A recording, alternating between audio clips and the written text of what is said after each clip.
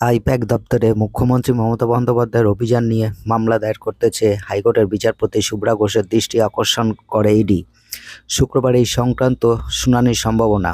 নমস্কার, আপনারা দেখছেন জে নিউজ বাংলা। সকলকে প্রণাম, ভালোবাসা দিয়ে শুরু করছি আজকের প্রতিবেদন শুরু করার আগে সকলকে বলবো চ্যানেলটিকে অবশ্যই সাবস্ক্রাইব করে পাশে থাকবেন। সাংবিধানিক পদের অপব্যবহার করে তল্লাশির মধ্যে নথি ছিনতাই করা হয়েছে। আইপ্যাক দপ্তরে মুখ্যমন্ত্রী মমতা বন্দ্যোপাধ্যায়ের অভিযান নিয়ে কলকাতা হাইকোর্টের দৃষ্টি আকর্ষণ করল ইডি। মামলা দায়ের করতে চেয়ে হাইকোর্টের বিচারপতি শুভ্রা ঘোষের দৃষ্টি আকর্ষণ করে তারা। শুক্রবার এই সংক্রান্ত শুনানি হতে পারে। রাজ্য সরকারের পরামর্শদাতা সংস্থা আইপ্যাকের দপ্তরে বৃহস্পতিবার সকালে হানা দেয় ইডি। তল্লাশি চলে আইপ্যাকের কর্ণধার প্রতীক জৈনের লাউডন স্ট্রিটের বাড়িতেও। ইডির তল্লাশির মধ্যে প্রতীকের বাড়িতে পৌঁছে যান খোদ মমতা। সেখান থেকে বেরিয়ে সল্টলেকে আইপ্যাকের দপ্তরেও যান। হাতে ফাইল এবং ল্যাপটপ নিয়ে তাকে বেরোতে দেখা যায়।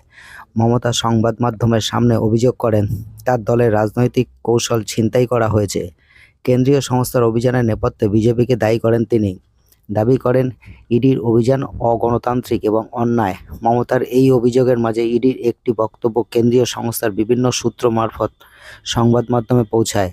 সেখানে বলা হয়, তথ্য প্রমাণের ভিত্তিতে পশ্চিমবঙ্গের 6টি এবং দিল্লির 4টি জায়গায় মোট 10টি জায়গায় বেআইনি কয়লা পাচার মামলায় তল্লাশি চলছে। কিন্তু সাংবিধানিক পদের অপব্যবহার করে 2টি জায়গা থেকে নথি ছিনিয়ে নিয়ে যাওয়া হয়েছে। এরপরে হাইকোর্টে যায় কেন্দ্রীয় সংস্থা। ইডির আধিকারিকেরা যখন আইপ্যাক দপ্তর এবং প্রতীকের বাড়িতে তল্লাশি চালাচ্ছিলেন, তখনই মমতা প্রবেশ করেন এবং ফাইল ল্যাপটপ নিয়ে নিজের গাড়িতে তুলে রাখেন। প্রশ্ন হলো, ইডি আধিকারিকেরা কি তাকে বাধা দেননি? তারা ঊর্ধ্বতন কর্তৃপক্ষের সাথে আদৌ যোগাযোগ করেছিলেন? কারণ এটা স্পষ্ট যে মামলা দায়েরের সিদ্ধান্ত অনেক পরে নেওয়া হয়েছে। ইডি সমাজ মাধ্যমে একটি বিবৃতি জারি করেছে।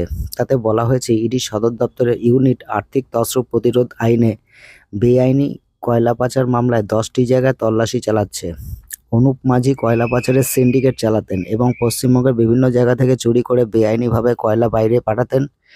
শান্তিপূর্ণভাবেই তল্লাশি অভিযান চলছিল, কিন্তু পশ্চিমবঙ্গের মুখ্যমন্ত্রী মমতা বন্দ্যোপাধ্যায় তার প্রশাসনের আধিকারিক এবং পুলিশ কর্তাদের নিয়ে সেখানে চলে আসেন এবং জোর করে নথি, ডিজিটাল তথ্য প্রমাণ নিয়ে চলে যান।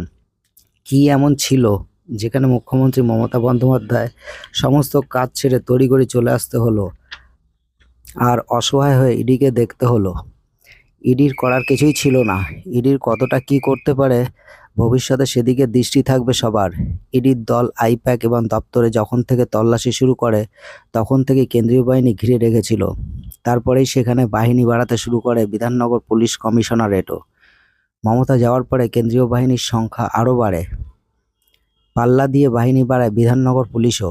আইপ্যাকের দপ্তরে তল্লাশি চালানোর সময় বহুতলটির প্রবেশ এবং বাইরে বেরোনোর ফাটক সিল করে দিয়েছিল কেন্দ্রীয় বাহিনী।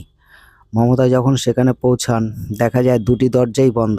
কেন্দ্রীয় বাহিনীর সাথে কথা না বাড়িয়ে বেসমেন্ট দিয়ে লিফটের দিকে চলে যান মুখ্যমন্ত্রী। তারপরে যান 11 তলায় আইপ্যাকের দপ্তরে। তো এই ছিল আজকের প্রতিবেদন। দেখা হবে নেক্সট ভিডিওতে। ধন্যবাদ।